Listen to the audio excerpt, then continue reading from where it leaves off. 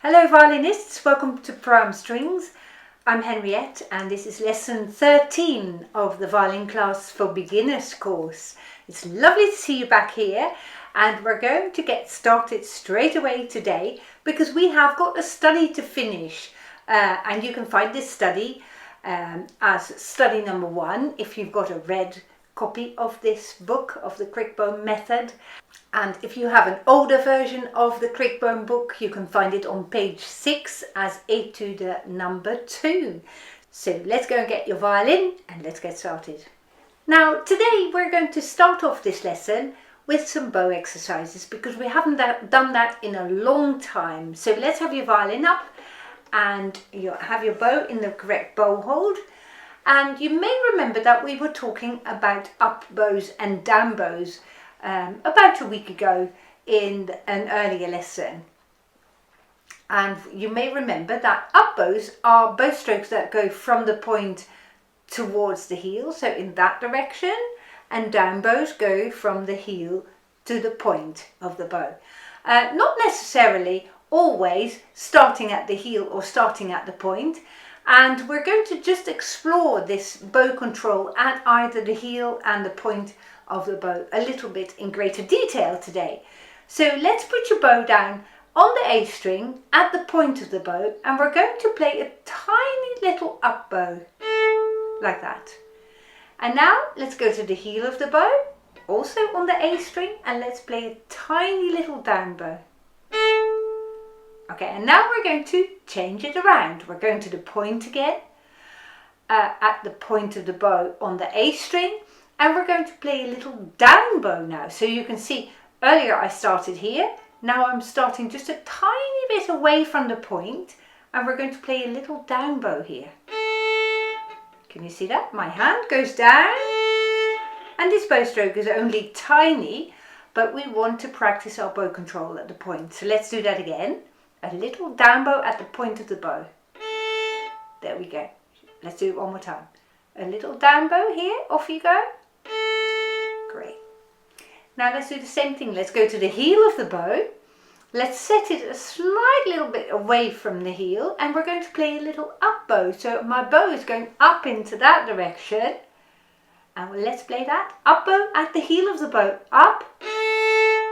Great. Shall we do that again? A little up bow here. Ready? Go. Awesome. So now we'll combine those. We're going to play a tiny little down bow at the point of the bow. Here we go. Combined with the tiny little up bow at the heel of the bow. Now we're going back to the point and we're playing a tiny little down bow here. And to the heel, a tiny little up bow. Now that is confusing, isn't it? Now let's add some different strings to it. We're going to go on the G string first. And we're going to play at the heel of the bow first. So this end, we're going to play a tiny little up bow. So we're starting a little bit away from the heel. Go up bow that way. Ready? And up. Lovely. Now go to the point of the bow. See if you can set it on the G string, just a tiny bit away from the point because we're going to play a down bow here. Oh, let's do that again. Set it right about 5 to 10 centimeters from the point of the bow. And now you're playing down bow, so that way. Awesome. Shall we go to the E string now? Let's start at the heel of the bow. Let's play a tiny little up bow at the heel. Up. And now a little down bow at the point, still on E. And again, a little up bow at the heel of the bow. And a tiny little down bow at the point of the bow. Awesome, awesome. Now let's have the D string. And we're going to set the bow without playing at all on the middle of the bow. So remember, a long time ago you had a sticker there. Just set it there and then take it away again. And let's do that again in the middle of the bow. Set it. Bang. Very good. One more time. This time we'll come down on the G string in the middle. Awesome. Now let's go on to the D string now and let's play a little up bow at the heel of the bow. So start a little bit away from the heel and we're playing a little up bow so it goes into that direction. Good. Go to the point of the bow. Let's play a little down bow here. And again, go back to the heel of the bow. Let's play a little up bow. And lastly, point of the bow on the D string. Let's play a little down bow. Wow. Now, that is what I call bow control. Brilliant. We haven't done that in some time. So that's why I wanted to include that in this lesson today. Now, let's get your stance going. Okay, so we're having a slight bend in the knees and we're having an energetic stance here. We're going to check over our finger line, our thumb and our tennis ball, and we're going to check over our bow hold. Yes, very good. Now we're going to start on the crotchet notes, on the quarter notes where we left off in our etude or in our study in the previous lesson. So we're still going to play separate bows, so ignore the slurs that you can see in your music. We're going to play at the lower half of the bow, so we're going to start near the heel and we're going to play our bow strokes up to the middle, so we're using this end of the bow, the lower half. Now, before we get started, let's just test our fingers, A, 1, 2.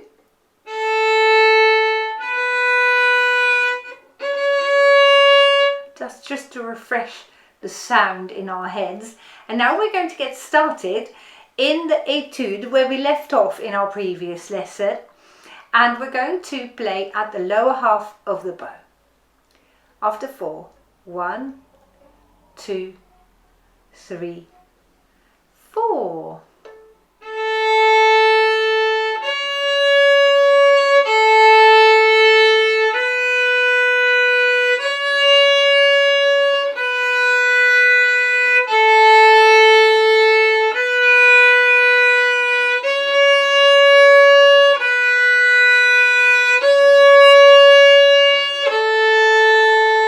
A 4 count note is next. 1, 2,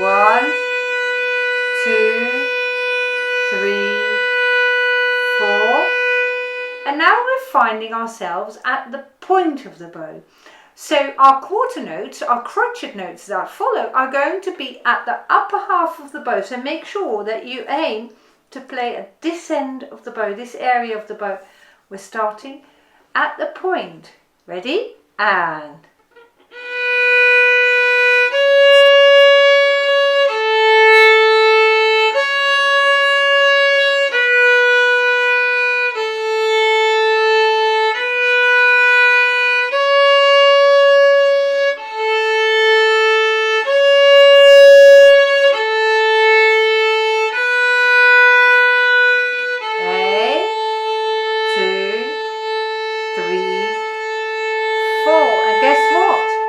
finding ourselves playing at the lower half of the bow again. Carry on and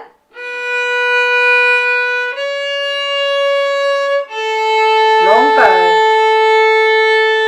Upper half now. Long bow. Lower half of the bow now.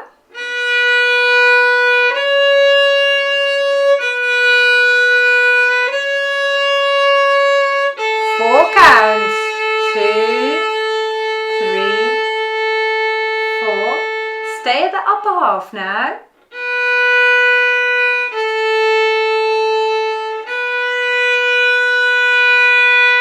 Lovely. Lower half now. Long bow. Upper half.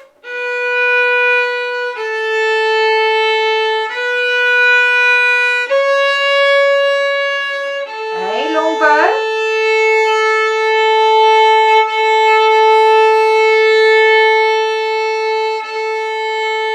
2, 3, 4. That is superb playing. Well done if you've kept up all that way. Now, you've noticed we have very clearly defined whether we play at the lower half of the bow whether we play at the upper half of the bow or whether we played with the whole bow, either a slow bow or a faster bow. So you're getting all these different bow strokes together in your playing, and that seems quite confusing maybe now, but very soon you'll get used to that. So long as you use whole bows on all the longer notes, so whether you play minims or semi-breves, in other words half notes or whole notes, you use the whole bow. So as we've said in this lesson yesterday, in our previous lesson, the minims or the half notes each play with the whole bow, but this one does as well, the semi-breve or the whole note, except for your bow moves much more slowly when you play a longer note, a 4-count note, compared with when you play a 2-count note. You go a little bit faster on the bow, but both the notes use the whole bow. And that means then that when we play these crotchet notes or quarter notes, or as they are called in America, you play with half a bow. Now this way you get a very structured bowing technique, and your playing will sound much better for it. So we're always looking at this structure in the bowing, and that is a good habit to get started on. Having this structured bow may feel initially a little bit unfamiliar, but you will soon get used to that. Lovely stuff. Now then, shall we now have a go at playing the whole study from the beginning to the end without stopping and playing slightly faster? Let's get our violin. Now when you play this, I want you to test that your thumb is not gripping the violin really tightly. So try to soften up your thumb and the muscles everywhere, in your upper arm here, in that upper arm, right upper arm as well, and in your fingers. Just let them rest, and you don't need to press any harder than when you stop the string. Any pressure more that you put into the string here with your fingers is just wasted energy, because your string is not going to sound better for it. So gently on the fingers if you can manage, not pressing any harder than pressing the string against the fingerboard, and a soft thumb, as we said. Now when we play this whole song in a moment, I want you to also get back into that singing style of playing. So you sing the notes in your head, and in order to just refresh your memory, let's play and sing A and then B and then C sharp. So here's A, B, C sharp. Okay, so let's see if we can add that to our playing again as well. You had that previously, can you remember?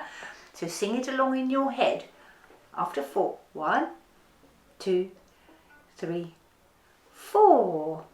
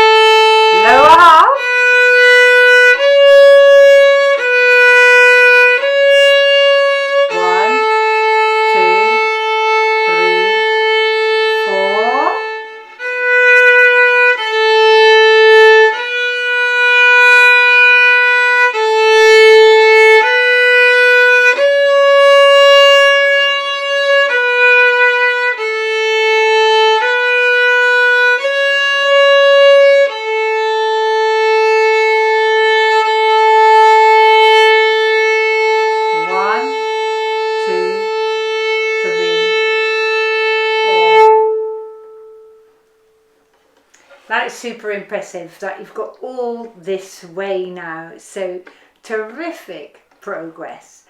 Now it may be that you haven't quite got all of that in one go, and that is perfectly fine, because in a sense this is a slightly more old-fashioned method. The upside is that it's intensely thorough, so you learn things really, really well. The downside is that it is in some aspects not really compatible with our hurried and rushed lifestyle of everyday life, isn't it? Because you've just taken quite a while to really concentrate on this and play it all the way through. And in the olden days, people perhaps had a little bit more time to practice the violin than we nowadays allow ourselves. So if you didn't quite make it in one go, that's absolutely fine. However, if you did, that is very good, that you can come away from our rush lifestyle and just focus on something, and focus also on the process of how this is developing. And at this stage of your violin learning, the process to me is much more important than the end result. So if you had a few screechy notes and a few scratches, it really doesn't matter. What I do find important is that your thumb was nice and loose, and that you had a really balanced stance. So if you got those two aspects, I am super happy, and you're making outstanding progress. So well done. I'm very much looking forward to seeing you again in the next lesson, when we're starting to learn the third finger. So thank you for sharing your time with me today, and I look forward to seeing you again very soon. Goodbye.